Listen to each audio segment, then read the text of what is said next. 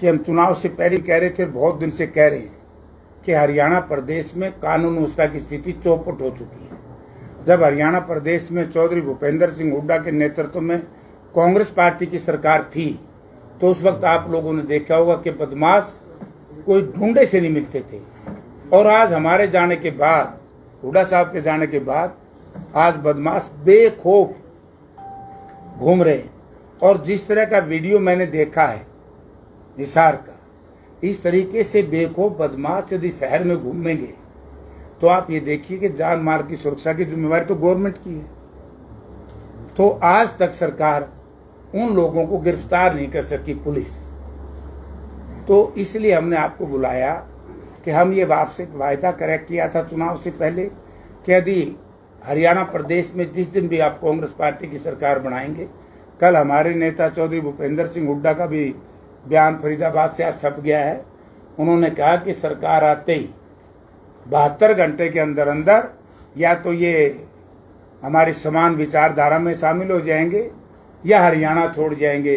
बदमाशों को बदमाशी करने के लिए हरियाणा की धरती पर कोई स्थान नहीं होगा।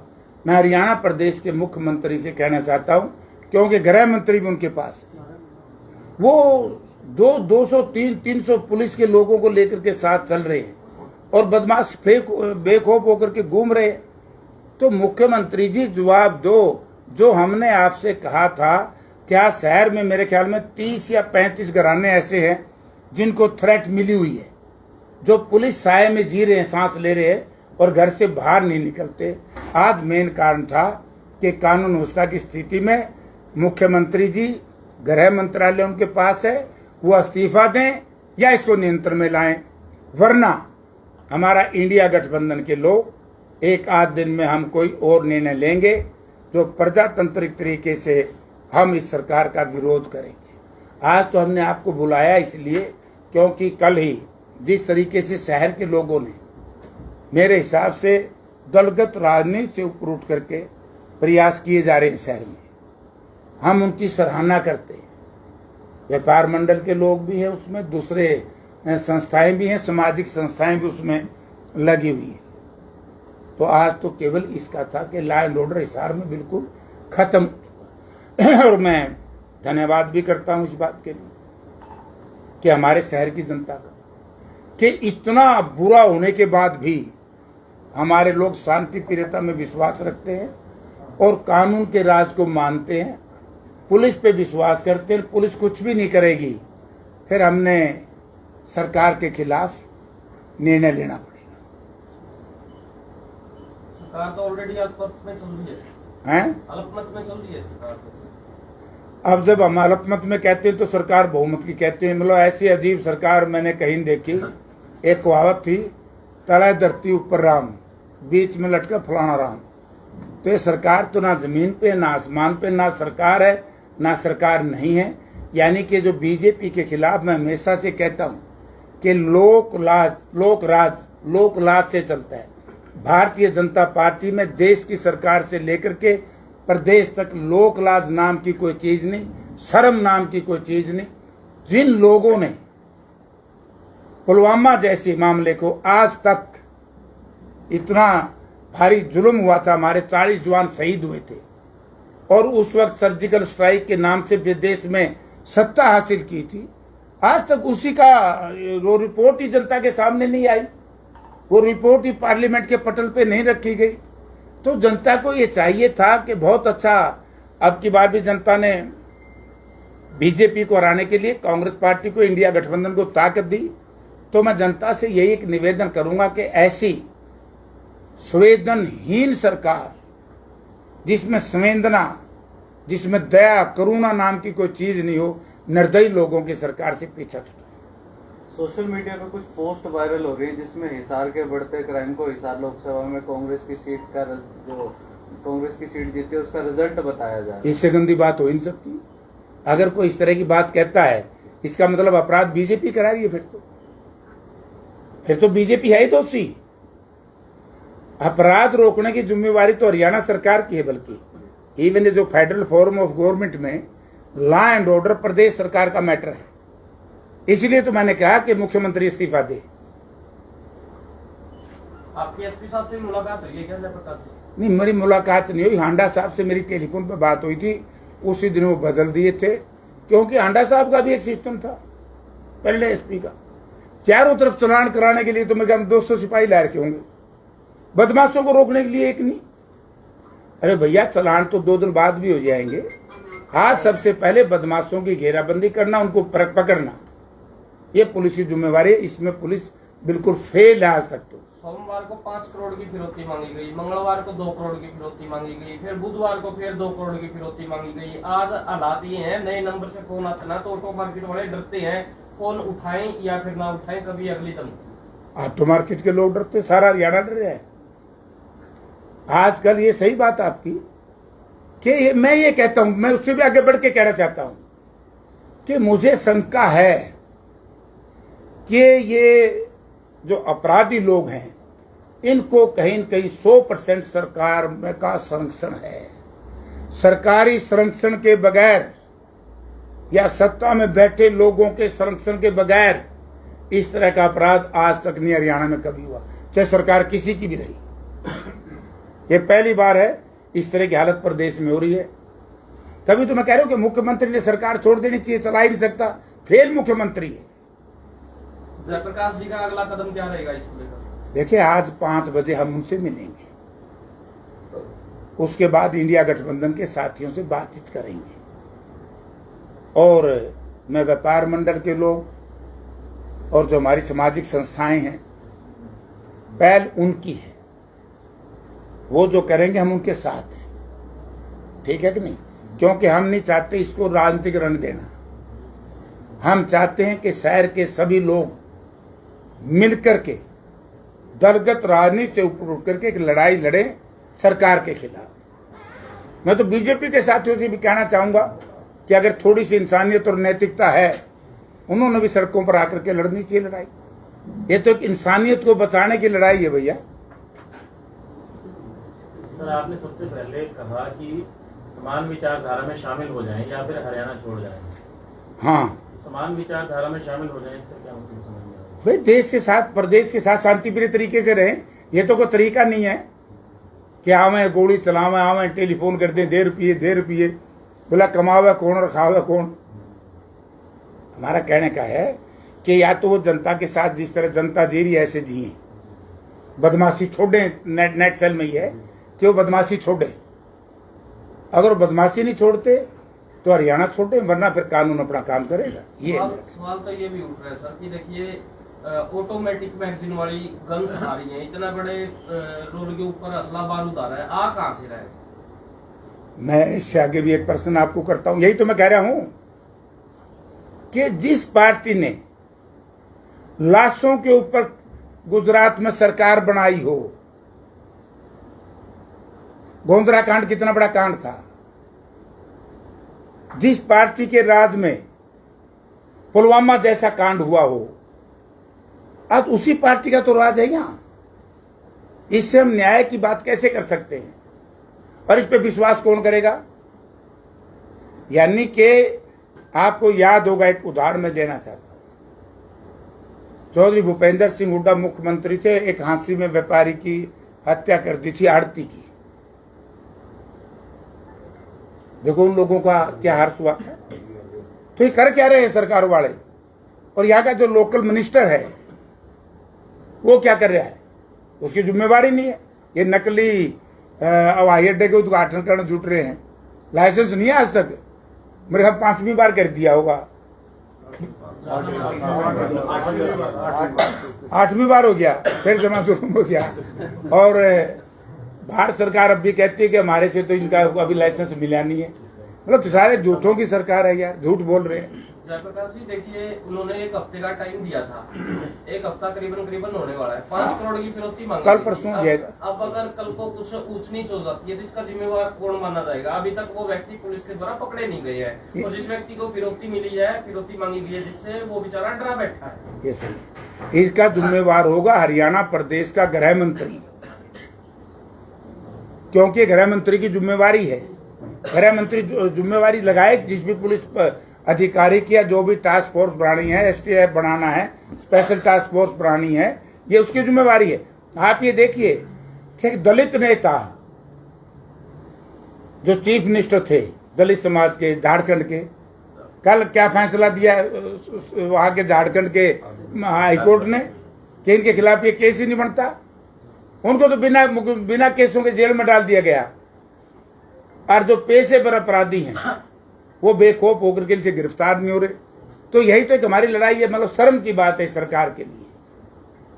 और हमारी पार्टी और हमारा जो गठबंधन है, हम शहर के लोगों के साथ मिलकर के जो लोग कहेंगे आज हम सबसे मिलेंगे और उसके बाद अगला कदम हम मिलकर के उठाएंगे। अगर उन व्यक्तियों को ना पकड़ा गया और जिस व्यक्ति को फिरौती मांगी गई है वो डरा बैठा है, इसका मतलब वो अपने पैसे का इंतजाम पहले तैयार रखे।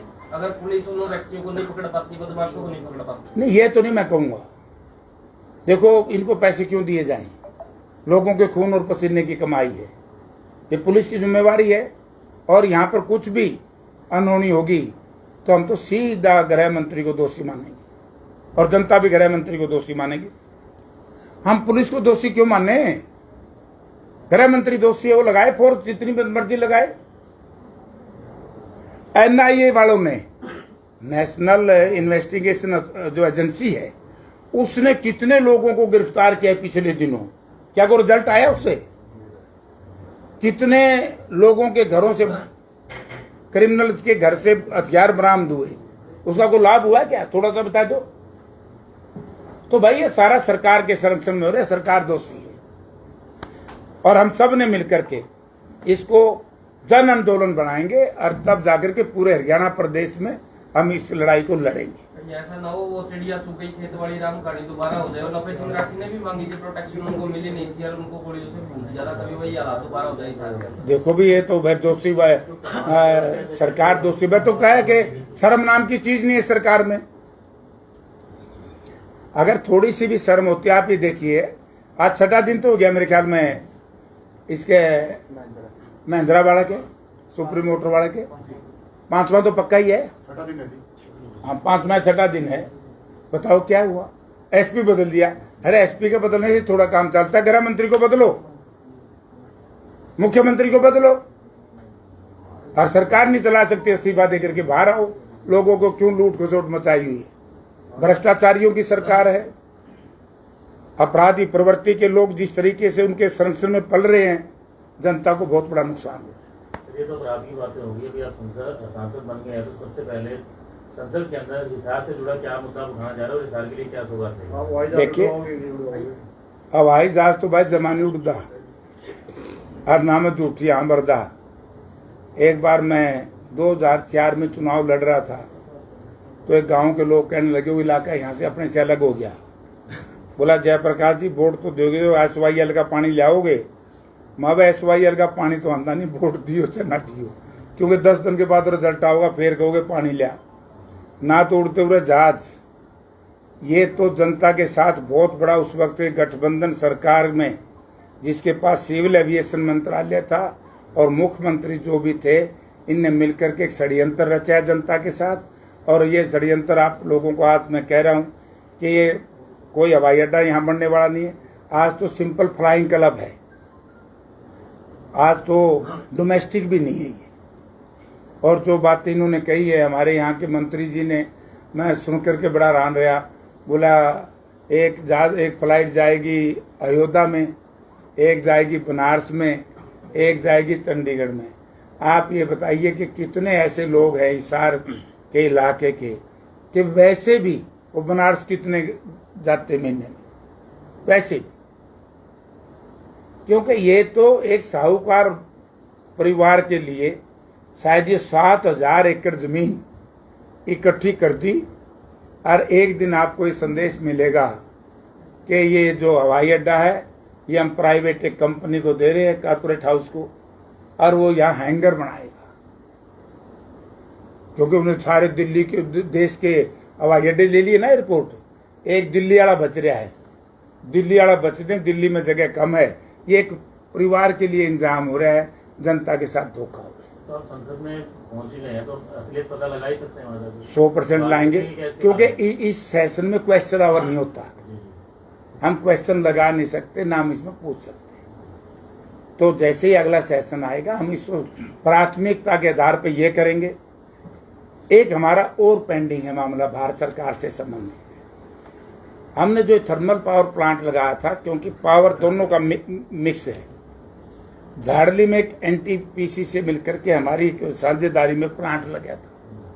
क्या कारण है जो हुड्डा सरकार ने इतने भारी बिजली का इंतजाम किया था, आज वो पावर जनरेशन कम क्यों कर दी, जनरेट करनी कम क्यों कर दी, और एक प्राइवेट व्यक्ति से महंगे भाव में बिजली खरीदी जा रही है। बहुत से ऐसे इश्यूज है जो मैं पार्लियामेंट में उठाऊंगा। एक हम उठाएंगे, बड़ा भारी इशू है शहर के लिए।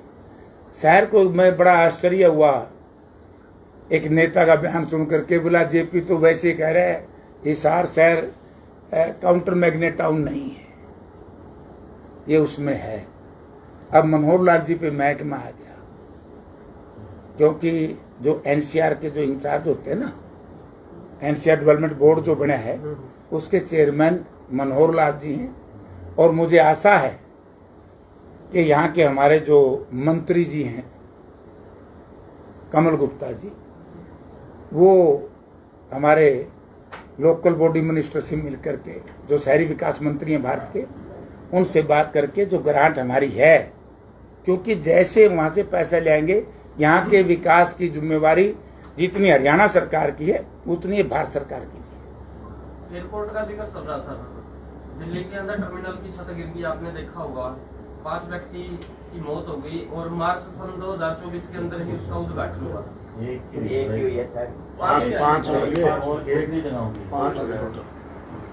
अगला बता दूं, अगला बता दूं, राम मंदिर में पानी चूक गया। और उससे आगे बता दूं, जो सेतु बनाया था वो टूट गया। उससे आगे बता दूं, जो प्रजातंत्र का सबसे बड़ा मंदिर है, पार्लियामेंट की बेसमेंट में पानी बढ़ गया था। ये तो गलत लोगों के हाथ में देश की जनता ने सत्ता दे दी, इस देश को बर्बाद करने में तुले हुए हैं। आपने एक किरण चौधरी को लेकर बयान दिया, उसमें आपकी पार्टी से लेकर और बीजेपी तक सब ने अब पुराना हो लिया, मैंने जो बयान दिया था वो मैं सारा क्लियर कर चुका हूँ, और आज मेरे बयान से संबंधित उसका बयान पढ़ लो। सर, एक दर्शक का सवाल है, हमारी पार्टी ने फैसला कर दिया है, हम प्लेटफार्म के ऊपर, पब्लिक प्लेटफार्म पे कोई नुक्ताचीनी नहीं करेंगे। कौन क्या कहता है, कौन क्या सुनता है, ये सारी जनता को पता लगा। राहुल जी के साथ मीटिंग रही थी तो आप भी शामिल रहे होंगे, तो उसमें क्या निकल कर आया हरियाणा के लिए, क्या बहुत अच्छा, हरियाणा 80 सीट लेकर के आएगा। सर, एक दर्शक का सवाल है, क्राइम तो तेजी से चल रहे हैं लेकिन गटर सीवर से व्यवस्था बंद, ये सही है। जो हमने मैं यही तो कह रहा, आपने सड़कें बनाई थी, उनके गड्ढे नहीं खत्म कर सके। जो सीवरेज और वाटर सप्लाई हुड्डा सरकार में आई थी, उसको ये सफाई नहीं कर सके। एक यहाँ नहीं भाई साहब, न्यू मॉडल टाउन में मिल गेट के ऊपर, तो ऐसी बुरी दुर्दशा है लोगों की, मतलब बदबू बुरी तरीके से आ रही है। लोगों के घरों में गटर का पानी बढ़ जाता है, यानी कि संवेदनशीलता तो इस सरकार में है ही नहीं। मानवता, यहाँ का मंत्री देख लो क्या कर रहे हैं।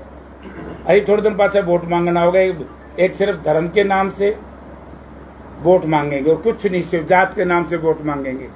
हम ये कहना चाहते हैं, हम सब हिंदू हैं, हिंदू धर्म में सबकी आस्था है, जो भी हिंदू है सबकी आस्था है भाई। धर्म को राजनीति से नहीं जोड़ना चाहिए और जात को भी राजनीति से नहीं जोड़ना चाहिए, इनको अपने सिस्टम में रहना चाहिए। बीजेपी ये बताए कि इन्होंने यहाँ शहर में अच्छा काम क्या करे है, और मैं तो शहर के लोगों का धन्यवाद करता हूँ। शहर ने कांग्रेस पार्टी को बहुत ज्यादा वोट दिए, से हमारे है, लेकिन आज केंद्रीय गृह मंत्री हरियाणा में है और भाजपा को चुनाव जीतने की रणनीति होता कर रहा है, आप 80 सीट बताओगे। वो अपनी खो एंड है, बोला बाबा ये बोला मैं अपनी खो एंड हूँ। ये 400 बते 235 पाए लिए, इनका है क्या? हंडे जाओगा गृह मंत्री, हंडे जाओ, सड़क पे तो कोई घूमो भाई। सर, बीजेपी के बड़े नेता कह रहे हैं कि कांग्रेस ने 5 सीटें झूठ करके जीती है, जहाँ तक कि नायब सैनी भी मतलब आरोप लगा रहे हैं कि नायब सैनी भी ये इस तरह के आरोप लगा हुआ, तो पानी तो भर गया सारा देश, जिन्हें राजनीति के ABCD का ज्ञान नहीं है। अगर राजनीति के ABCD का ज्ञान होता, क्या मनोहर लाल सैनी, सॉरी ये नायब सैनी, इतना बड़ा अपराध यहाँ हिसार में हुआ है, इतनी बड़ी दुर्घटना हुई है, आकर के चल लिया क्या यहाँ? क्या उन्होंने आना नहीं चाहिए था? गृह मंत्री का मंत्रालय प्रभार उनके पास नहीं है, गृह मंत्री तो बाद में बात है, लोकल विधायक की नजर नहीं आया। तो फिर उनकी यार क्या चर्चा करो, तो फेल सौदा हो रहा है उनका तो सम्मान कुछ नहीं बचा, ये तो बर्बाद करेंगे 4 महीने में इस प्रदेश को। अभी ये बात है कि मनोहर लाल जी कहेंगे तो नायब जी चलेंगे, वो कहेंगे तो हाँ ये बात है क्योंकि हो सकता है मनोहर लाल जी ने उनको कहा नहीं हो भाई साथ जाने के लिए, क्योंकि मनोहर लाल जी भी परेशान है। मनोहर लाल जी का बहुत चेता था रणजीत सिंह, और यहाँ के लोगों ने उसको हरा दिया है, मैंने नहीं हराया, चेता तो बहुत लोगों का था वो, अगर हरा दिया तो मैं क्या करूं भाई। ये शहर से बदला लेना भी माड़ी बात है, इस तरह का घिनौना काम नहीं करना चाहिए था बीजेपी ने। तो सर विधानसभा चुनाव को लेकर क्या कुछ रणनीति तुम्हारा काम चालू है। 13 तारीख को चौधरी भूपेंद्र सिंह हुड्डा, उदय भान जी और पार्टी के शीर्ष नेतृत्व यहाँ आ रहा है।